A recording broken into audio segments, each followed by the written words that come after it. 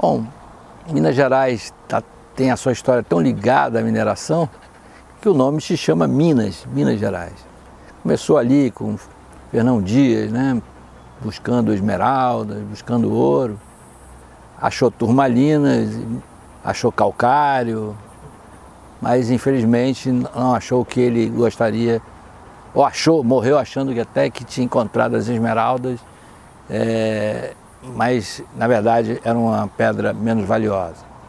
Bom, o filho dele também continuou com essa procura e a partir daí foram outras entradas, todas feitas por bandeirantes, homens que andavam descalços, eram pessoas quase rudes, mas acabaram encontrando ouro ali por volta de 1690.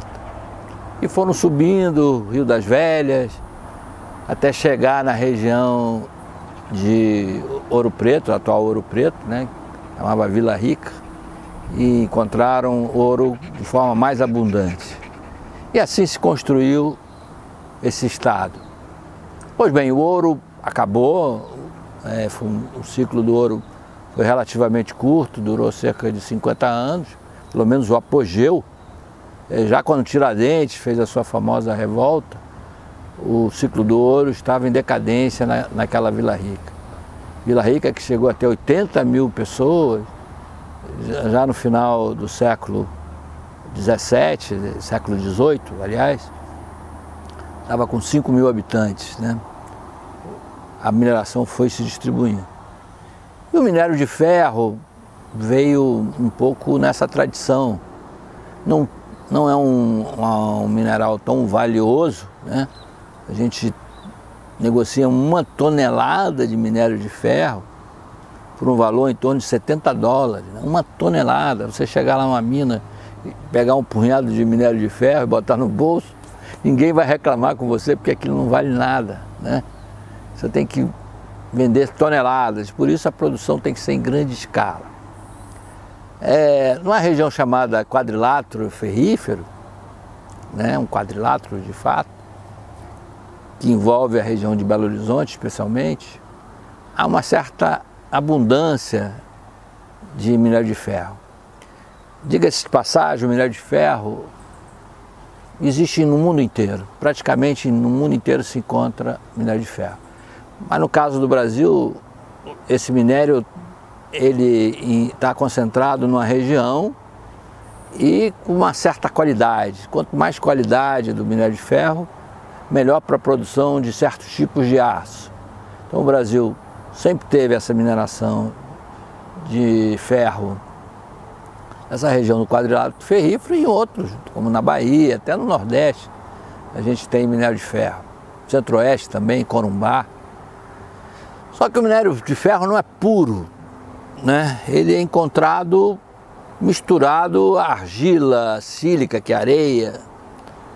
E quanto mais você retira sílica, tira argila desse minério bruto, mais você eleva o teor de ferro.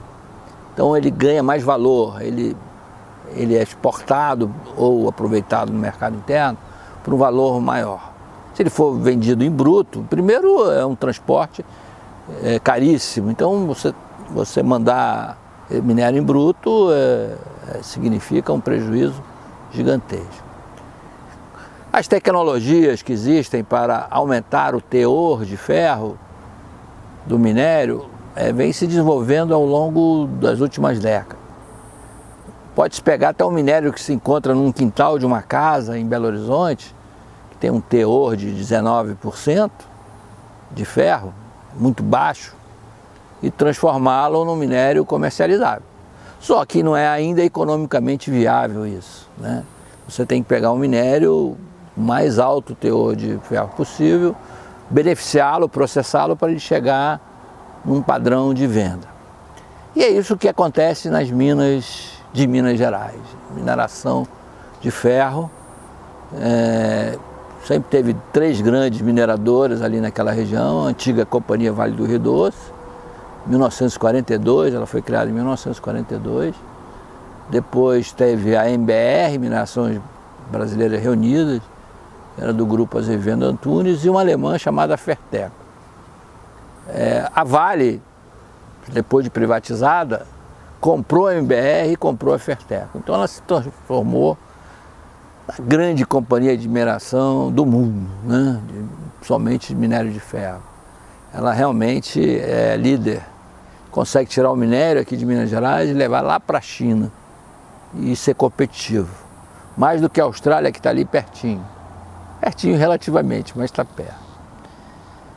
Pois bem, essas minas mais antigas, que são exploradas há 40 anos, há 30 anos, tinham um método de beneficiamento do minério que está sendo ultrapassado. É um tipo de beneficiamento que usa muito a água, né? Você faz a centrifugação com jatos d'água e com isso você tira uma parte da argila e da areia daquele minério bruto. Isso chama rejeito, né? Essa areia, essa argila, ainda com minério de ferro contido nela, é um rejeito. Você tem que deixar isso num canto até que um dia aquele rejeito que está cheio de água, ele endureça. Você possa passar uma camada de terra em cima e reaproveitar aquela área.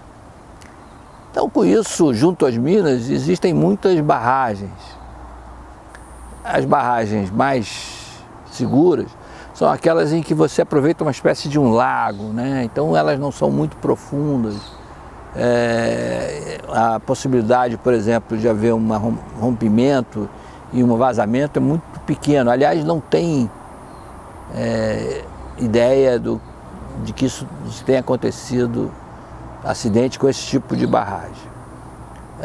No caso de Brumadinho, a barragem chamada Montante, ela já foi muito usada na mineração, mas desde o acidente de Mariana, ela está condenada no mundo inteiro. Não se usa mais esse tipo de barragem porque ficou provado que, por mais que se acompanhe, por mais que se monitore, por mais que a gente tente medir os riscos, tem um grau de imprevisibilidade meio grande, né? Porque se acumula aquela lama e chove, enfim, você fica como se fosse uma represa de água, uma represa de terra, aquilo pode se movimentar e acontecem acidentes como esse de Mariana, que praticamente quase matou um rio, né? O Rio Doce, o rio que deu o nome à maior mineradora do Brasil, a Vale do Rio Doce, né?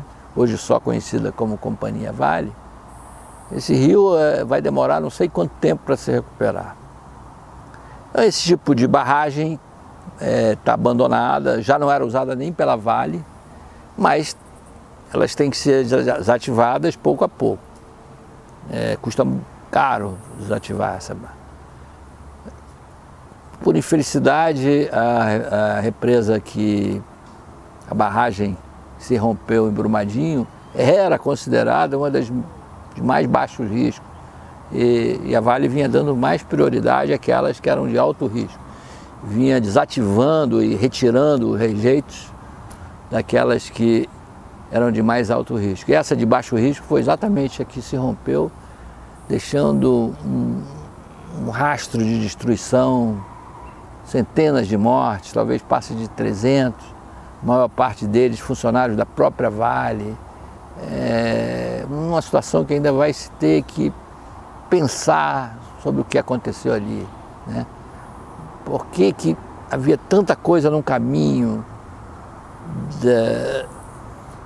a jusante dessa barragem, né? Abaixo dessa barragem? Por que não se tomou, depois de Mariana, tantas precauções? Por que se licenciou essas casas, essa pousada? Por que esse refeitório da Vale estava ali? Isso são respostas que a gente vai ter que buscar. No meu post de sábado eu vou falar um pouco sobre as novas tecnologias para evitar situações como essa.